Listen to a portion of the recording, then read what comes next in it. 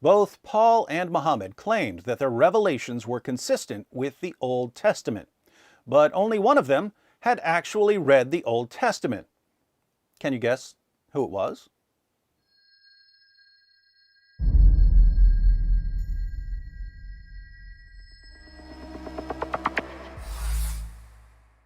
The Apostle Paul was a Pharisee who studied under Gamaliel, one of the greatest Jewish rabbis of the first century. Paul knew the Old Testament inside and out, which is why he quotes the Old Testament so frequently in his writings. This is important because Jesus claimed to fulfill a variety of Old Testament prophecies, and you can't really examine this claim if you don't know what the Old Testament says.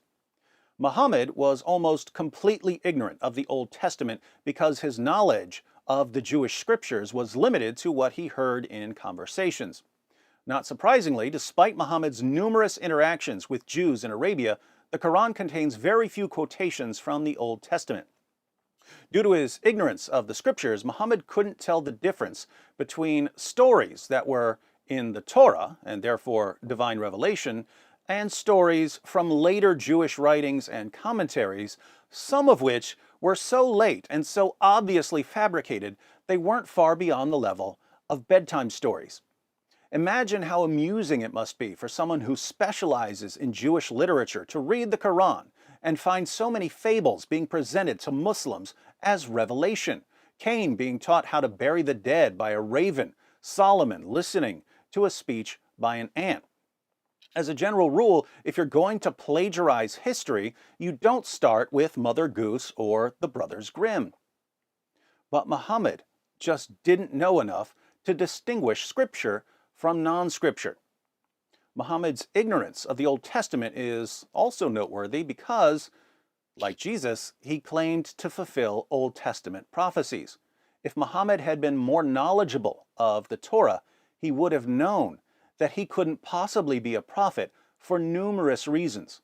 For instance, Muslim sources report that Muhammad once delivered what are now called the Satanic verses to his followers. These verses promoted prayers to three pagan goddesses, Alat, Alusa, and Manat.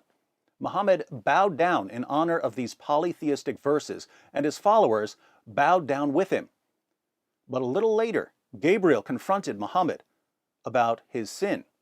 Muhammad confessed in the History of At-Tabari, Volume 6, page 111, "I have fabricated things against God and have imputed to him words which he has not spoken." So Muhammad admitted that he delivered a revelation that didn't really come from God. Why is this important? Well, in Deuteronomy 18, verse 20, God declares, "But a prophet who presumes to speak in my name anything I have not commanded, or a prophet who speaks in the name of other gods, is to be put to death." Muslims claim that they respect Moses.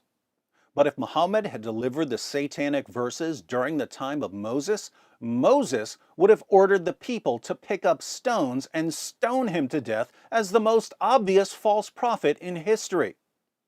Muhammad didn't realize this due to his lack of familiarity with the Jewish scriptures, which is why the motto of Islam has always been, and always will be, ignorance is bliss.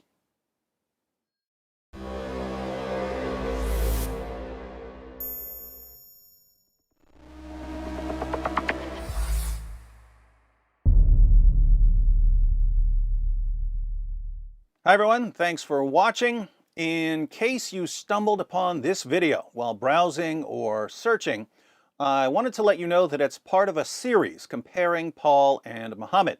So if you'd like to see the full series, be sure to click on the playlist. If you're already in the playlist, you're about to see why Paul was in a perfect position to learn the truth about Jesus. As for Muhammad,